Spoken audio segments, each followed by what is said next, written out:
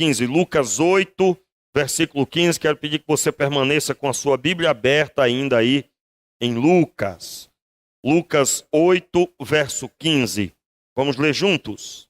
A que caiu em boa terra são os que, ouvindo a palavra, a retêm num coração honesto e bom e dão fruto com perseverança. Mais uma vez. A que caiu em boa terra são os que, ouvindo a palavra, a retêm num coração honesto e bom e dão fruto com perseverança. O texto bíblico destaca o final da parábola do semeador, onde a parábola explica o propósito de Deus em espalhar a sua palavra. Há aqui outras 3 situações, cuja primeira é quando o semeador espalha a palavra à beira do caminho. Versículo 5. Um semeador saiu a semear a sua semente. Quando semeava uma parte, caiu à beira do caminho e foi pisada, e as aves do céu a comeram. O Senhor Jesus explica em formato de parábola, e ele explica em seguida aos discípulos. Versículo 11 do mesmo capítulo. Esta é a parábola. A semente é a palavra de Deus. Verso 12. Os que estão à beira do caminho são os que ouvem, depois vem o diabo e tira-lhe do coração a palavra, para que não se salvem crendo. Em um momento Jesus fala a palavra em formato de parábola, em outro ele explica. E neste formato, a semente que é a palavra de Deus, ela é recebida, mas de forma superficial. E logo é tirada pelas trevas. O segundo exemplo é a semente que cai em terreno pedregoso. Versículo 6, na parábola. Outra caiu sobre pedra e nascida secou, porque não tinha umidade. O texto logo destaca no versículo 13, os que estão sobre pedra são os que, ouvindo a palavra, a retêm com alegria, mas, como não têm raiz, apenas creem por algum tempo e na hora da provação se desviam. Jesus explica a parábola, dizendo que é um momento passageiro que a palavra é recebida, ainda que com alegria. E logo em seguida, quando vem a perseguição, as provações, aquela palavra é sufocada, ela se acaba na vida da pessoa. E o texto corre ainda citando que uma outra parte das sementes caiu em terreno onde havia espinhos. Secou-se, foi morta porque os espinhos cresceram e sufocaram a semente. Versículo 14. A que caiu entre espinhos são as que ouviram e, com o passar dos dias, são sufocadas com os cuidados, riquezas e deleites da vida. E os seus frutos não chegam a amadurecer. Um dos textos que mostra a misericórdia de Deus a todas as pessoas é esse texto, porque destaca que a palavra de Deus ela é destinada a todas as pessoas, seja qualquer que seja a situação do coração. Uma pessoa que recebe de forma superficial a Escritura, não dá tanto valor o que caiu à beira do caminho. Aquele que tem um momento de alegria, mas logo quando vem a perseguição, a provação, ela larga a palavra.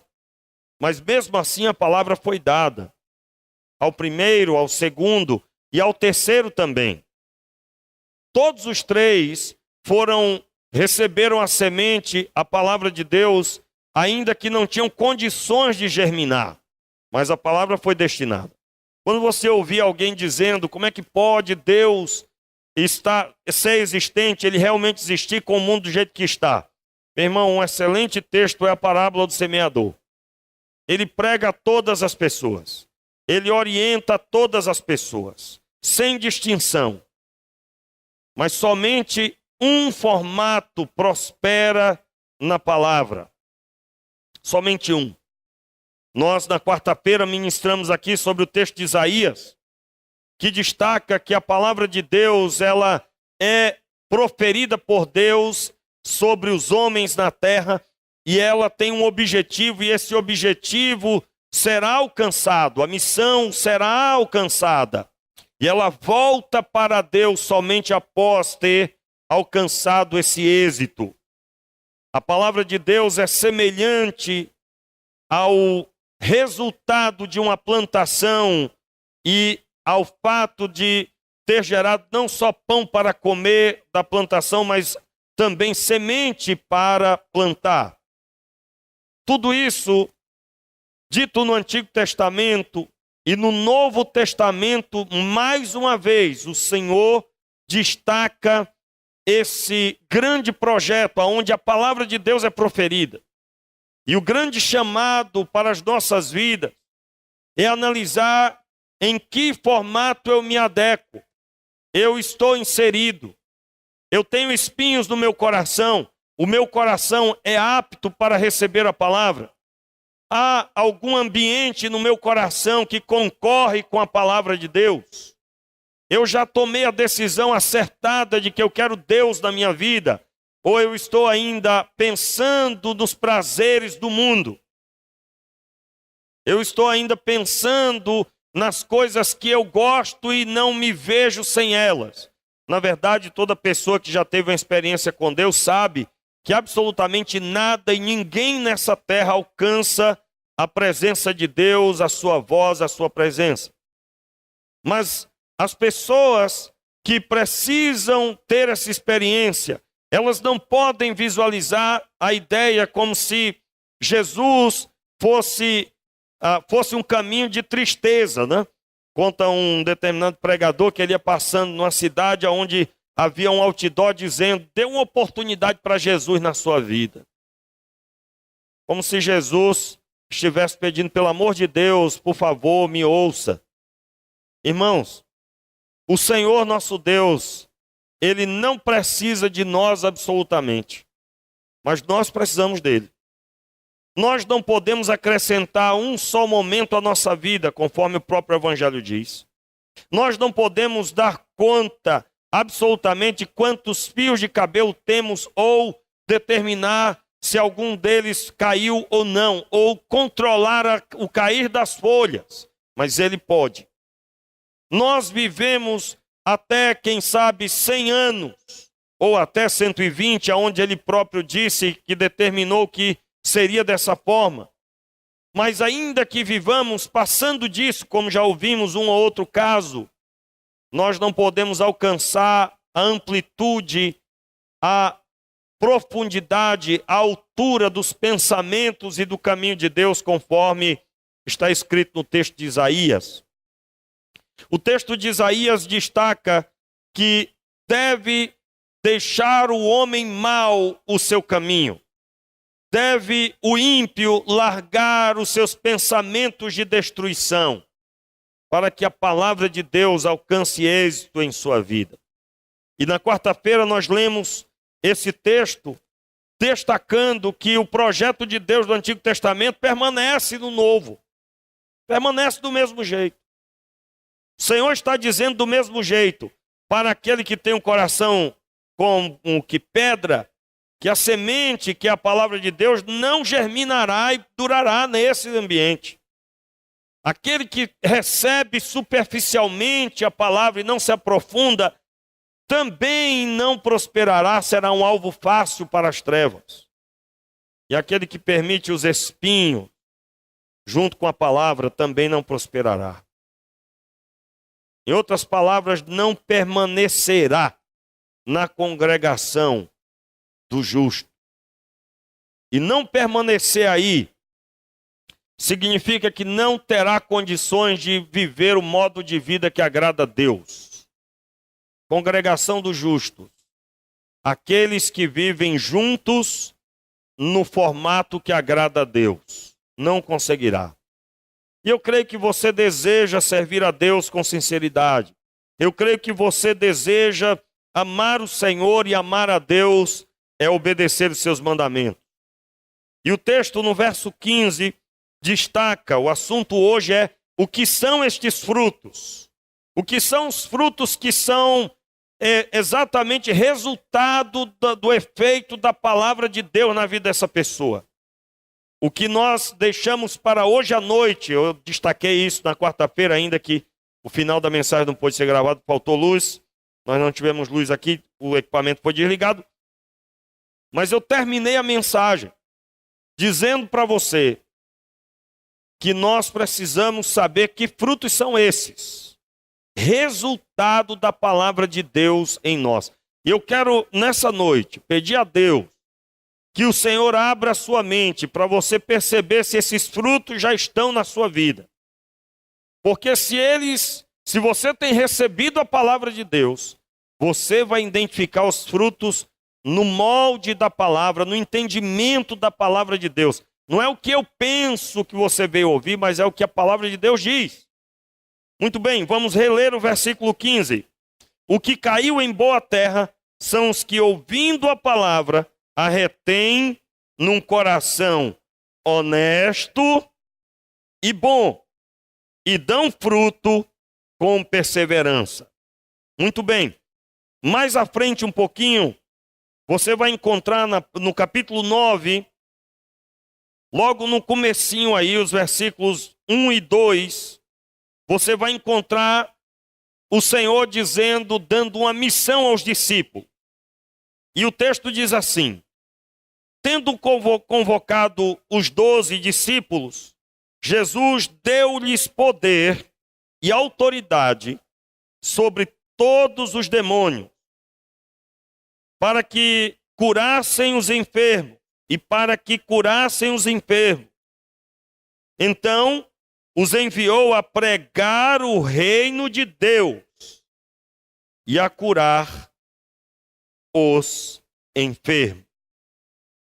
Então veja, quando Jesus profere a palavra sobre os discípulos, ele profere uma palavra dizendo a eles: vocês vão fazer isso aqui. E ele destaca na ordem do texto qual foi a primeira coisa que ele disse: vocês vão expelir os demônios das pessoas. Vocês vão curar os enfermos. Vocês vão pregar o evangelho do reino. E note, a ordem aqui, se eu e você fôssemos escolher, talvez nós iríamos mudar a ordem do texto. Nós poderíamos dizer que, por que não é primeiro pregar o reino, mas sim expulsar os demônios? Você encontra essa resposta na própria Bíblia. Quando Jesus vai passando em Marcos capítulo 5 pelas terras de Gadaro, ele se encontra, aquele homem endemoniado corre e se prostra diante dele. Qual foi a primeira coisa que Jesus fez? Expulsou o demônio. Ele não pregou o evangelho para aquele homem. Primeiro expulsou o demônio. Então, nós estamos identificando que o Senhor tem uma palavra para nós. E essa palavra visa dar fruto. E o que são frutos para Deus? Aquilo que agrada o próprio Deus. Aquilo que glorificará o próprio Deus. Eu quero aqui destacar que na parábola, os frutos são manifestos na vida de quem tem um coração honesto e bom. E a palavra bom e honesto nos leva a uma reflexão forte. Como que eu posso entender honestidade? Claro que a explicação ali é muito simples. Uma pessoa que reconhece a sua condição de pecado, ela está sendo honesta. Ela está sendo honesta. Irmãos, eu assistia ontem um programa com a minha esposa, com meu filho, um programa onde as pessoas O programa mostra pessoas que têm dificuldade de emagrecer e precisam de auxílio médico.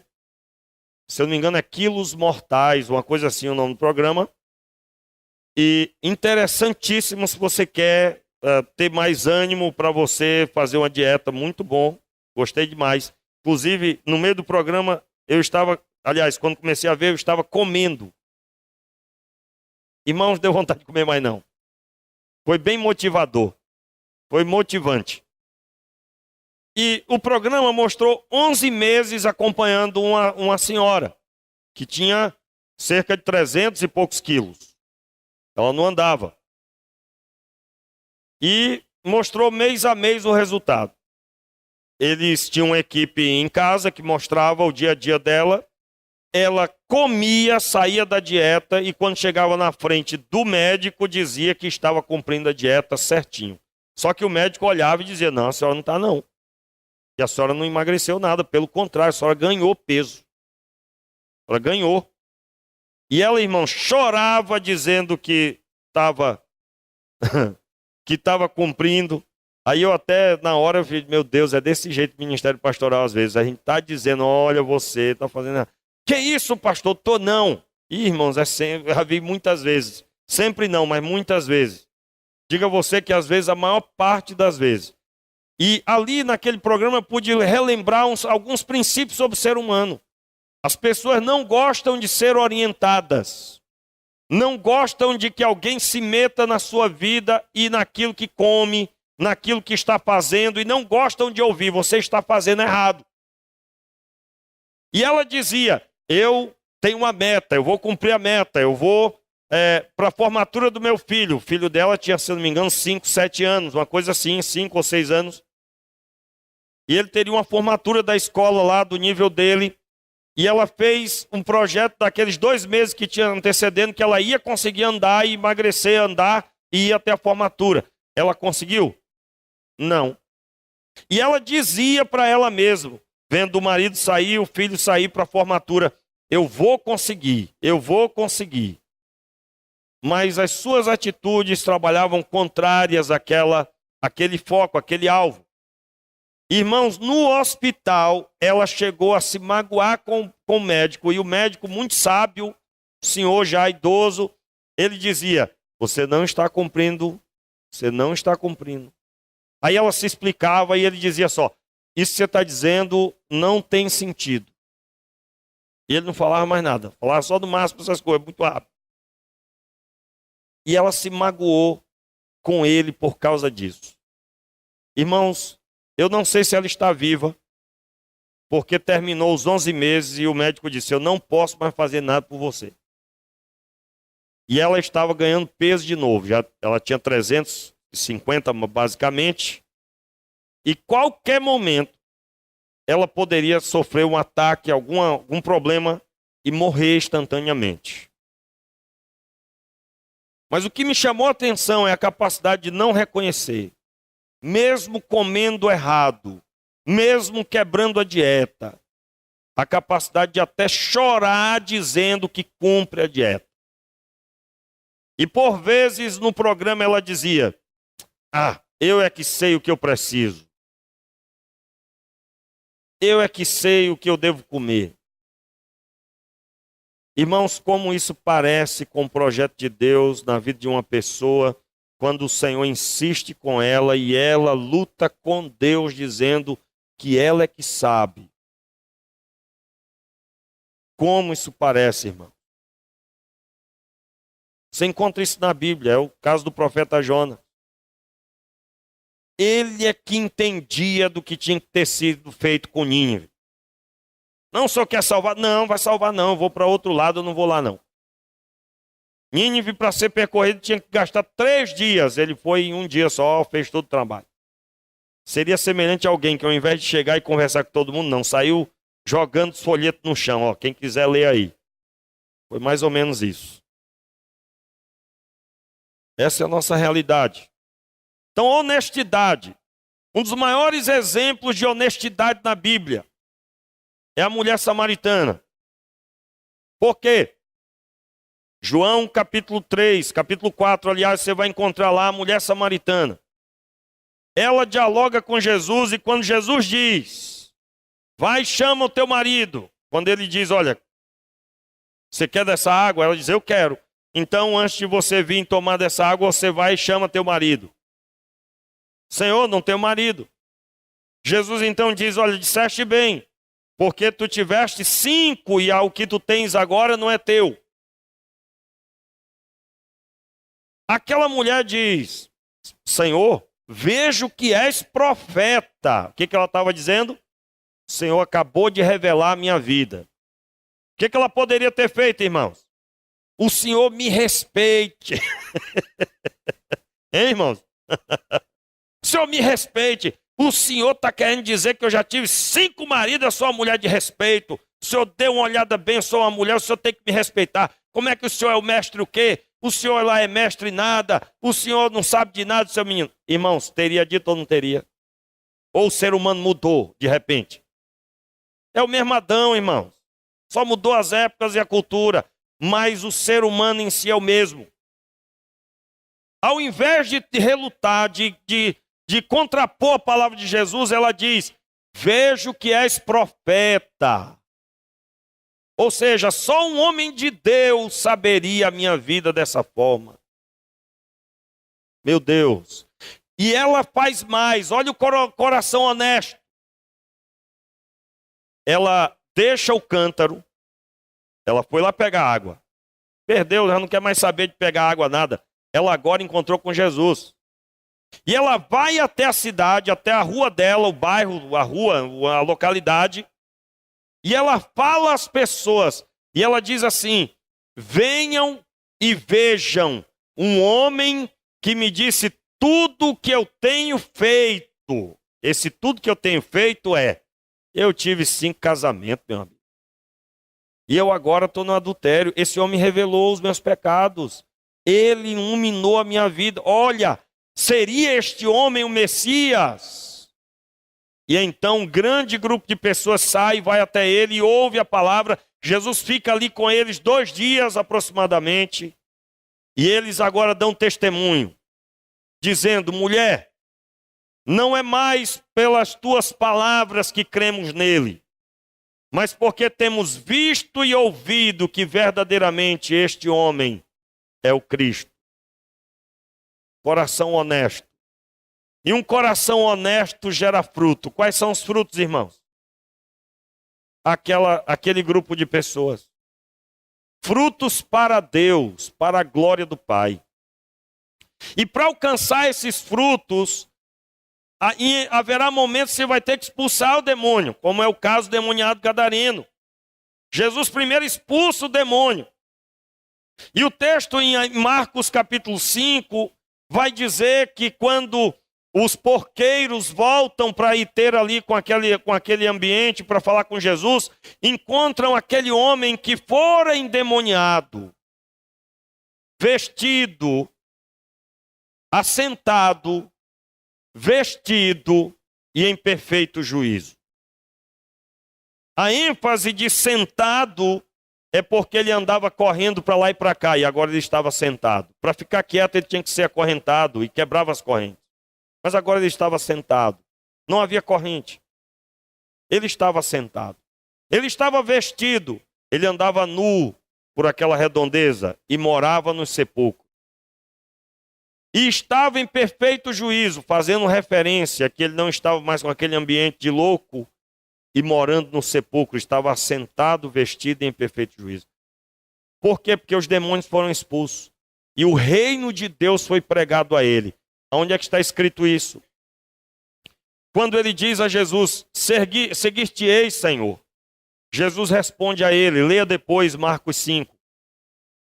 Jesus responde, não, vai para os teus e anuncia quão grandes coisas o Senhor te fez. E o texto termina dizendo, e saindo dali ele foi para as cidades de Decápolis, que eram 10 pequenas cidades chamadas Decápolis, porque justamente era a característica de 10 pequenas cidades juntas umas das outras.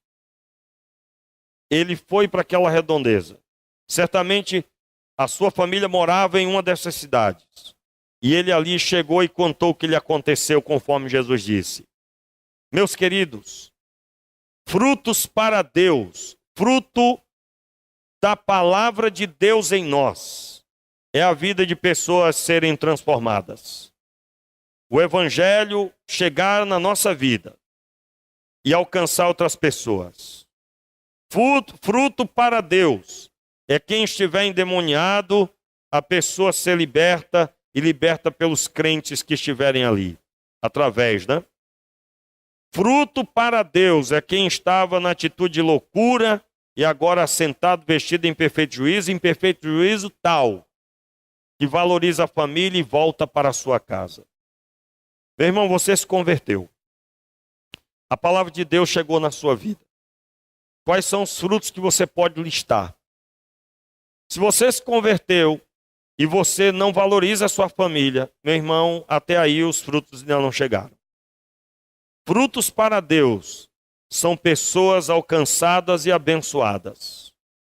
Se você diz que a palavra de Deus está em você, mas você ainda pede ajuda de alguém, se alguém endemoniado aparecer na sua frente, ou talvez você tenha lá uma situação de alguém que você sabe que aquilo é demônio, você não tem autoridade, você não se sente autoridade para orar e repreender aquela situação. Meu irmão, o fruto ainda não chegou. E o alvo de Deus é que você, ao receber a palavra, você tenha a objetividade clara. Preste atenção, meu irmão. Você sabia que quando alguém lê esse texto, conforme o óculos será o entendimento? Por exemplo, a pessoa que entende que Deus quer que ela tenha recurso, que ela tenha emprego, que ela tenha uma família, que ela tenha. Ela vai entender que os frutos aqui, tudo ao seu redor está bem, mas ela só recebendo como alguém com carrinho de compra. Só colocando ali no supermercado de Deus. Irmãos, isso não tem nada a ver com fruto para Deus. Deus cuidará das nossas famílias? Sim, cuidará. Deus nos abençoará financeiramente? Sim, abençoará. Sim, Deus ouvirá a nossa oração em toda qualquer necessidade? Sim, com certeza. Mas o grande foco de alguém que é discípulo de Jesus é agora alcançar as outras pessoas. O grande foco de alguém que é discípulo de Cristo é agora abençoar outras pessoas. Em alguns momentos, o Senhor vai te usar para você dizer à pessoa o que ela tem que mudar na vida dela. O que é que está acontecendo na vida dela. E ela vai receber essa palavra, como a mulher samaritana recebeu. Mas em nome de Jesus, o que nós precisamos compreender é que eu recebi a palavra e a palavra vai gerar fruto. E o que se faz com fruto, irmão? Agora falando fruto literal. Eu jogo no lixo? Não. O fruto é algo bom e que faz o bem àqueles, e aliás é almejado, as pessoas não só cultivam, mas compram. Aquilo que você tem é almejado e é recebido pelas pessoas com alegria, então você está dando fruto. Você é uma pessoa frutífera. Então eu quero destacar, para que esse fruto flua, você tem que ter um coração honesto. A honestidade da mulher samaritana. Pastor, eu preciso de ajuda. Me ajude, pastor. Meu irmão, como há dificuldade das pessoas pedirem ajuda? Este é um alvo de oração. Que Deus quebre os corações. Que Deus quebre a estrutura humana. A pessoa está sofrendo. Ela precisa pedir perdão. Tem dificuldade de pedir perdão. Orgulho. Eu não estou falando de pedir perdão para mim, não. Eu estou falando na vida da pessoa. Sua vida espiritual, como é que está? Está uma bênção, pastor. Mas a pessoa está quebrando a dieta espiritual. E ela se alimenta de comida podre. Mas não reconhece. Meus irmãos, o sangue de Jesus tem poder. Irmãos, isso é muito sério. Quem quer dar fruto tem que ter um coração honesto e bom. E eu encerro falando sobre o coração bom. esse termo bom é um termo que impacta a vida da gente. Porque há um momento em que um homem chega para Jesus e diz assim: bom mestre, e Jesus interrompe a palavra e diz: bom não, eu não. Jesus falando isso de si mesmo, né? Bom só há um, Deus, o Pai. E aí você vai buscar compreender qual é a visão de bom na Bíblia. Bom está ligado àquele que tem a visão global e que é o autor de algo completo, que alcança a obra completa. E Jesus não tinha ainda alcançado sua obra completa. Qual era a sua missão? Sua missão era ir à cruz e ressuscitar. Ele não tinha concluído essa obra. Mas o Pai já tinha cumprido a sua obra de enviar o seu Filho, de manifestar o plano. Portanto, o idealizador do plano é que é bom. Porque tudo que Jesus estava fazendo era fruto da atitude daquele que idealizou o plano. Portanto, bom é quem idealizou o plano. Coração bom. Poderíamos dizer que o coração bom é aquele coração que tem propósito. Porque o texto no verso 15 diz: produz fruto com perseverança. Meu irmão, a obra que Deus tem na sua vida, ela levará tempo. E ela tem começo, meio e fim. O fim é a glória do Pai, quando nós vamos morar com Ele no céu. Você está disposto a isso? Você está disposto a traçar um plano e cumprir esse plano? Esse plano será apresentado pelo próprio Deus. Você está disposto a viver esse projeto? Você aceitaria ouvir hoje, aqui, que você vai chorar bastante, que haverá momentos que as lágrimas serão como lágrimas de sangue para cumprir o projeto de Deus. Mas, ainda que você ouvisse isso, você diria amém no final? Eu digo a você, irmãos, que há muita gente no nosso tempo, na nossa geração, que está disposta a desfrutar do benefício, mas se puder escolher, não escolhe o ônus de absolutamente nenhum preço a ser pago. Só escolhe os bônus. Mas eu digo a você que bônus só tem depois de um mês de trabalho, onde a pessoa trabalhou e aí ela recebe o bônus. Como é que se chama esse bônus? Salário. Espiritualmente, você precisa cumprir um padrão, e esse padrão é estabelecido pelo próprio Deus. E toda pessoa que olha para o padrão de Deus e tem alegria neste padrão, copiou da parte de Deus, que é aquele que idealizou um projeto que começou antes da fundação do mundo e teve a paciência de persistir nesse projeto até o dia em que você foi salvo. E ainda assim mantém a sua vida até hoje, e somente na glória haverá uma festa final, que é as bodas do Cordeiro. Meu irmão, em nome de Jesus, se você não tem um coração honesto, busque a Deus por isso. Se você não tem um coração bom para produzir fruto com perseverança, o que é fruto com perseverança? Tem todo ano, tem toda estação, tem sempre, não tem só um período. Não tem só no período do congresso ou do retiro, mas tem em todos os dias do ano. Em alguns momentos você estará calado, mas firme em Deus. Em alguns momentos você estará feliz, delirando de alegria, no bom sentido dessa palavra delirando, né? Delirando de alegria, porque o Senhor está sentado nos céus, você está desfrutando do benefício, do bônus, depois de ter ralado tanto.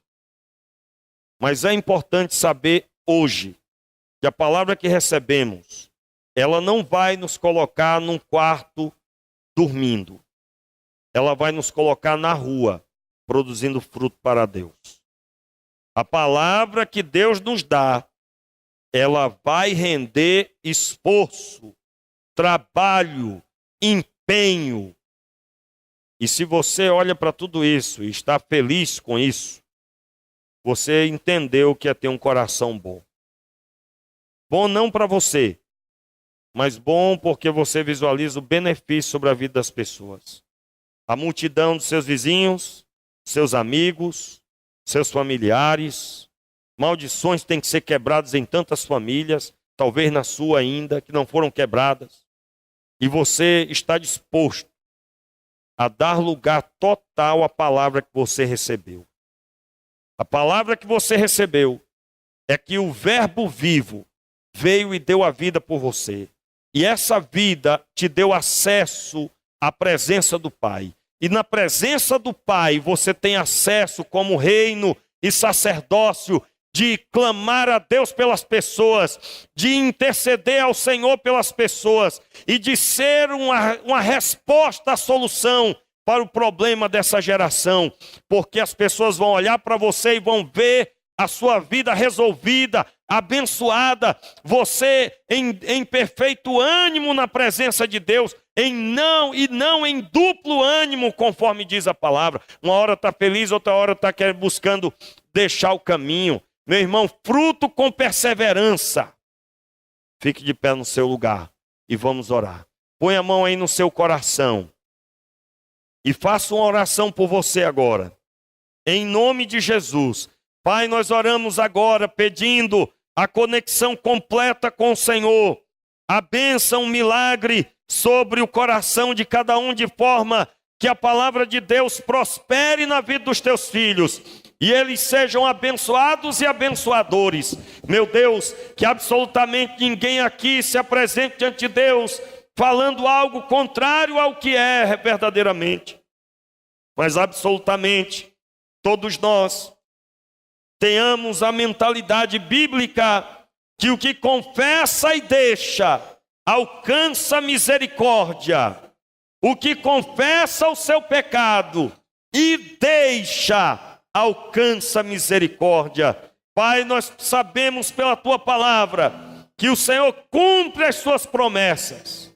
E nós te pedimos, Pai, mude a nossa estrutura, de forma que a palavra que temos recebido, ela produza fruto com perseverança. E de forma, Pai, que esses frutos sejam vistos. Aqui, Senhor, cada pessoa que agora está recebendo oração, e que o Senhor tem projeto, tem propósito específico e que ela não sabe ainda. Eu te peço a revelação, Senhor, para este coração.